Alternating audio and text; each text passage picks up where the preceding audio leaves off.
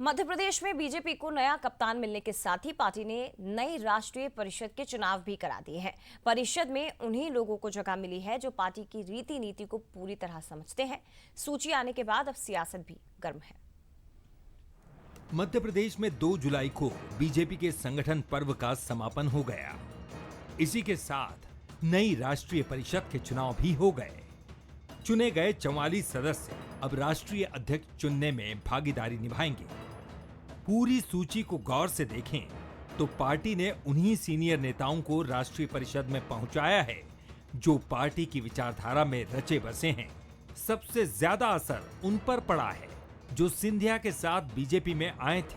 मतलब साफ है, केंद्रीय मंत्री ज्योतिरादित्य सिंधिया के अलावा चाहे तुलसी सिलावट हों, गोविंद राजपूत हों या प्रद्युम्न सिंह तोमर, किसी को मौका नहीं मिला।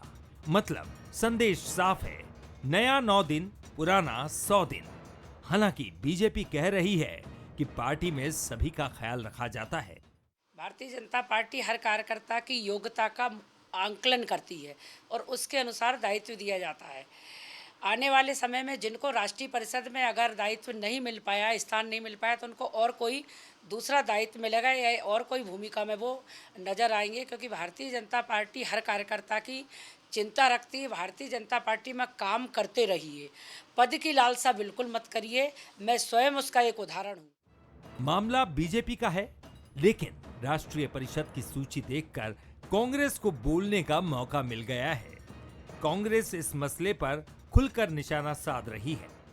राष्ट्रीय परिषद मैं समझता हूँ भारतीय जनता पार्टी की बड़ी इम्पोर्टेंट बॉडी जो राष्ट्रीय अध्यक्ष को चुनती है, तो उसमें कांग्रेस से गए जो नेता हैं उनके फॉलोअर हैं, उन लोगों को इसमें नहीं लिया गया और इनको अब कांग्रेस भी वापस लेगी नहीं कभी।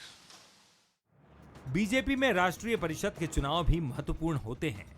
जिन्हें जगह मिल गई वो खुश हैं और जो छूट गए वो इसके पीछे के समीकरण समझ रहे हैं। लेकिन बीजेपी का संकेत साफ और स्पष्ट है। भारतीय जनता पार्टी ये जानती है कि कब किसको कितनी जगह देना है और राष्ट्रीय कार्यपरिषद की सूची जारी हुई तो वो भी इसी तरफ इशारा करती है। कांग्रेस से आने वाले लोगों में सिंधिया को जगह तो मिली, पर उनके समर्थकों को जगह कम दिखाई देती है। जाहिर है सवाल उठेंगे और विपक्ष को बोलने का मौका भी मिलेगा। आशीष खरे के साथ मनोज सैनी, बंसल न्यूज़, भोपाल।